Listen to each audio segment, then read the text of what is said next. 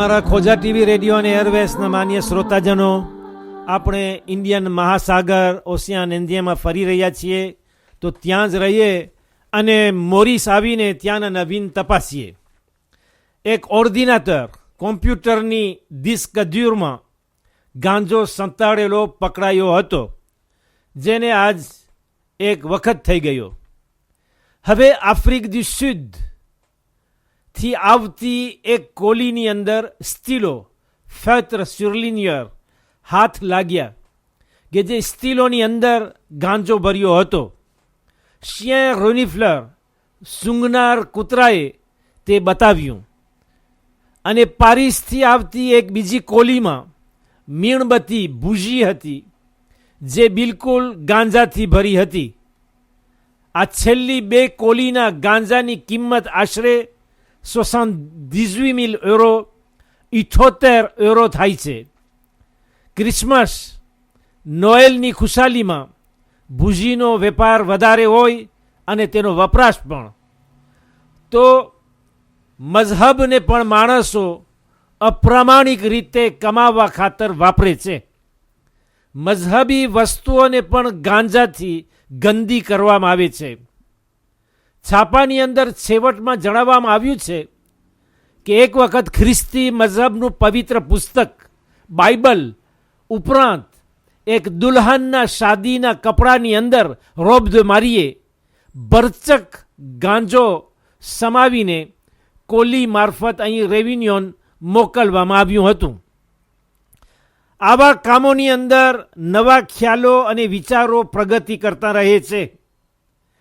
ઓસ્ટ્રેલિયાની અંદર આજનું વર્તમાન પત્ર ગ્રોપલામાં લખે છે કે ત્યાં એક લોટરી જુગારની રમત યોજવામાં આવી હતી અને જે માણસો મોટી ઉંમરના થઈ ગયા હોય, કામ ન કરતા હોય, રિટાયર રોતરેત ભોગવી રહ્યા હોય, તેમનો ઉપયોગ કરવામાં આવે, તેમના નસીબને ચમકાવે, તેમની અજાણતાએ તેમનો દુરુપયોગ કરી તેમને સફરમાં મોકલે અને સામાનની અંદર ગાંજો દાખલ કરી તે સામાન તેમને સોંપવામાં આવે.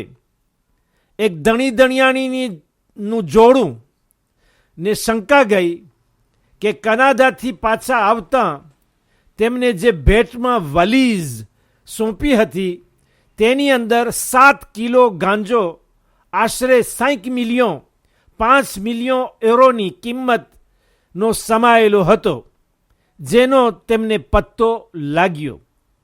હવે પૂછવાનું કે લોટરીમાં કેના નસીબ ચમકતા હતા, સફર કરનારના અથવા સફરમાં મોકલનારના?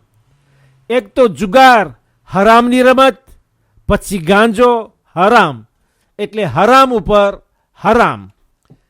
હવે આપણે ઇન્ડિયન મહાસાગર છોડી અને એટલાન્ટિક ઓશિયાની અંદર આવીએ. હોન્ડુરાસ અમેરિક સેન્ટ્રલનો એક દેશ છે.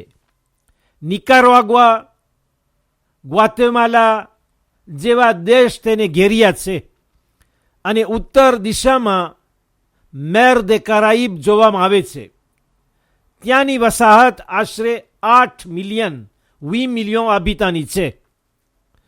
આ દેશમાં હોન્ડુરાસમાં 2010થી લઈને 2020થી અત્યાર સુધી 3 વર્ષમાં 70 વકીલોને એટલે કે આቮકાને ખૂન કરવામાં આવ્યા છે. તેના ખૂન થઈ ગયા છે.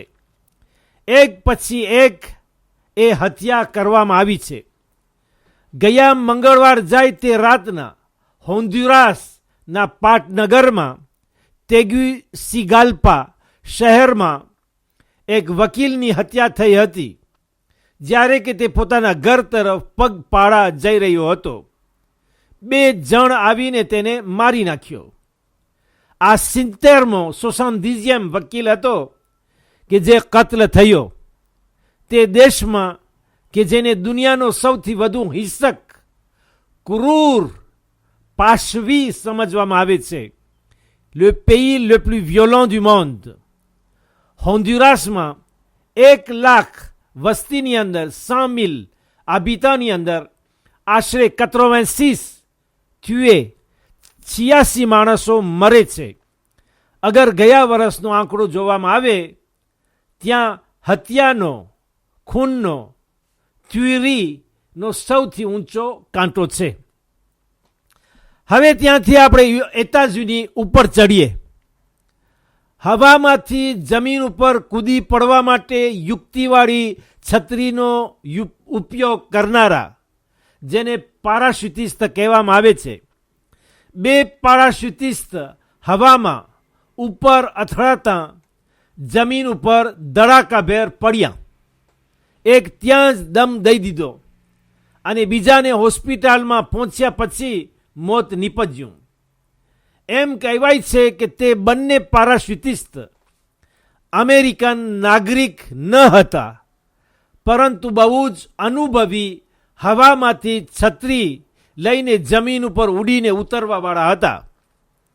200-200 પારાશૂટિસ્ટ, આવા પારાશૂટિસ્ટ હવાઈ છત્રીનો ઉપયોગ કરી સલામતીપૂર્વક ઉતરનાર સાથે મળીને જમીનથી ઉપર હવાની અંદર 60થી 90 મીટર, 260 à 90 મીટર ઊંચાઈથી છત્રીમાં ઉડીને ભોંય પડનારા એક સાથે કૂદી રહ્યા હતા. તેમાં આ 2 જણ ભટકાઈને મોતને આધીન થઈ ગયા. હવે અમેરિકને છોડીને આપણે અહીં આફ્રિકામાં ઉતરીએ. માલીનું દેશ, જેનું નામ અવારનવાર આવે છે. આફ્રિકનો આ દેશ કે જે અમુક દિવસોથી સમાચારની અંદર પોતાના નામને છેકવા ચાહતો નથી. માલીમાં અત્યારે માલ નથી, પણ પાયમાલી છે. બામાકો પાટનગરની નજદીક એક દિલ કંપાવનાર શોધખોળ થતાં કબ્રના ભોયરામાંથી 21 મૈયતો મળી છે.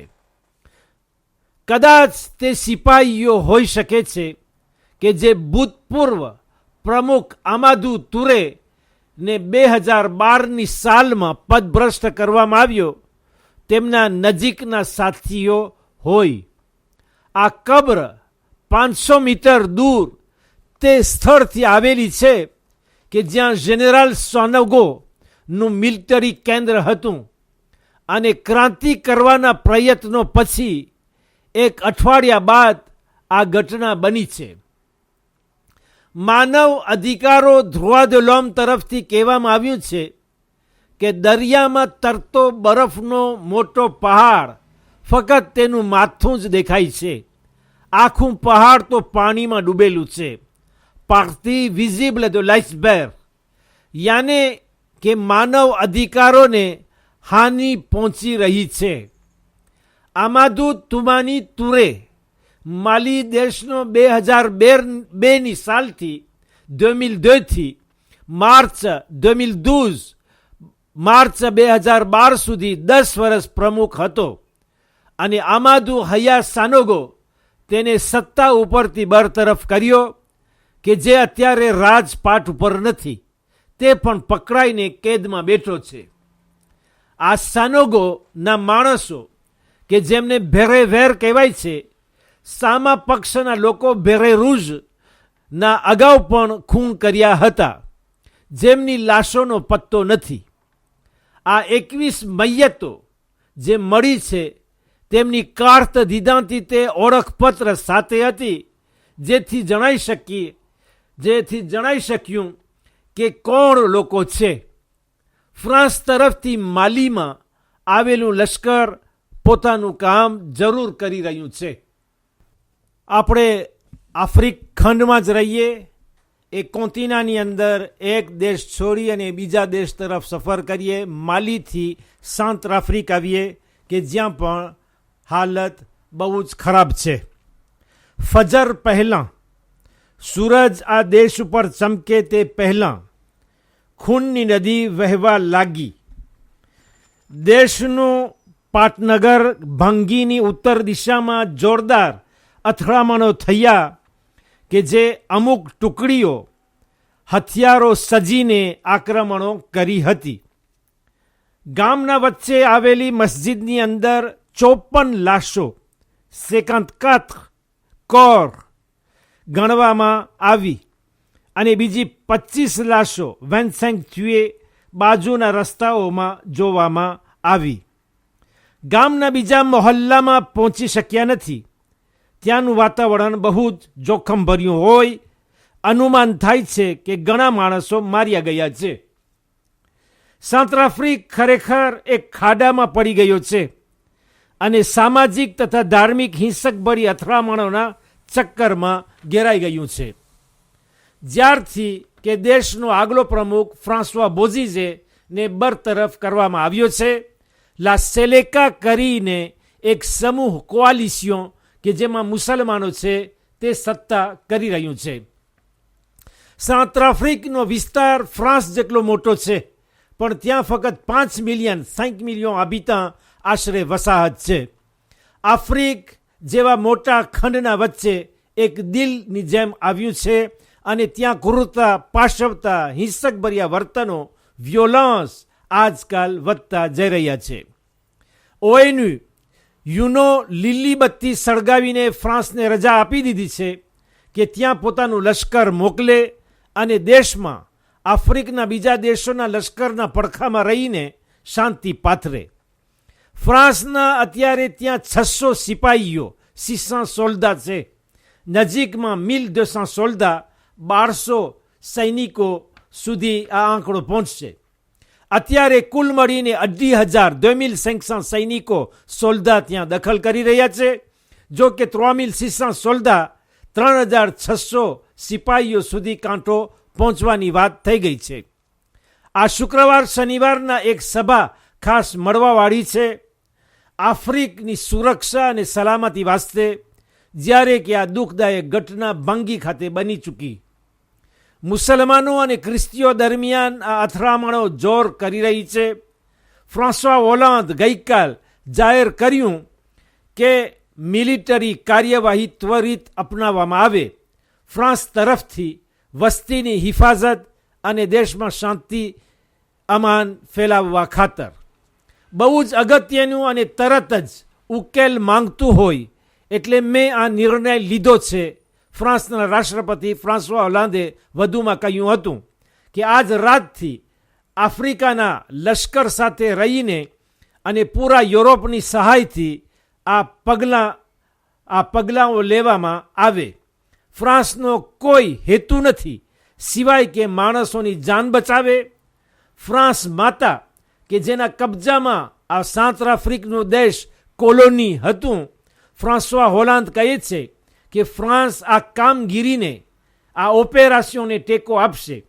તેની ફરજ છે મદદ કરવાની અને સહાનુભૂતિ અને એકતાની ફરજ એક એવા નાના દેશ તરફ, લા સેન્ટ્રાફ્રિક, કે જે અહીંથી બહુ જ દૂર છે, એક દોસ્ત રાજ છે, જે દુનિયાનો સૌથી ગરીબ દેશ છે, કે જે આપણને તેની મદદે આવવા માટે પોકારી રહ્યો છે. FAO ONUની એક શાખા કે જે ખાધા ખોરાક બારામાં લડે છે, તેનું કહેવું છે કે 1,300,000 માણસોને સેન્ટ્રાફ્રિકની અંદર 1,3 લાખ માણસોને સેન્ટ્રાફ્રિક દેશની અંદર ખોરાક સહાયની જરૂર છે અને તાત્કાલિક જરૂર છે એડ આલિમેન્ટાire d'urgence, ખાસ કરી અત્યારની અશાંતભર્યા વાતાવરણના કારણે અને અંદરના ઝઘડાઓના લીધે. La France soutiendra cette opération. C'est son devoir d'assistance et de solidarité à l'égard d'un petit pays, la Centrafrique, bien loin d'ici, pays ami, le plus pauvre du monde, qui nous appelle au secours. આ ફ્રાન્સવા હોલાન્ડના શબ્દો છે જે છાપામાંથી લઈને તમારી સામે મેં પડ્યા છે. આ બધા સમાચારો જોર્નાલ de Lille અને le quotidien અખબારોમાંથી લઈને તમારી સામે ટૂંકમાં પાથર્યા હતા. બસ આ સમાચાર ઉપર દુનિયાભરમાં ચારેકો રમાન અને શાંતિ ફેલાય અને ખાસ કરી જે દેશોની અંદર અથડામણો થઈ રહી છે, અલ્લાહ દરેકને પોતાની હિફાજતમાં રાખે અને ઇમામે જમાનાને જલ્દી જલ્દી ઝહૂર ફરમાવે. ખાસ કરી આજે જુમ્માનો દિવસ, તેના ઝહૂરનો દિવસ છે, આજે જ તે ઝહૂર ફરમાવી લે એવી દુઆની સાથે હું તમને છોડું છું. ઇન્શાઅલ્લાહ જિંદગી રહી અને ઇમામે જમાના પણ આવી જાય એના અલમને નીચે રહીને આવતા અઠવાડિયે સોમવારથી આપણે ફરી બીજું રિવ્યુ ધ પ્રેસ જોશું. ઇન્શાઅલ્લાહ એ કદાચ વધારે ખુશીભર્યું હોય એવી દુઆ અને ઉમેદની સાથે ખુદા હાફિઝ. વાલેકુમ સલામ વરહમતુલ્લાહિ વબરકાતુહુ.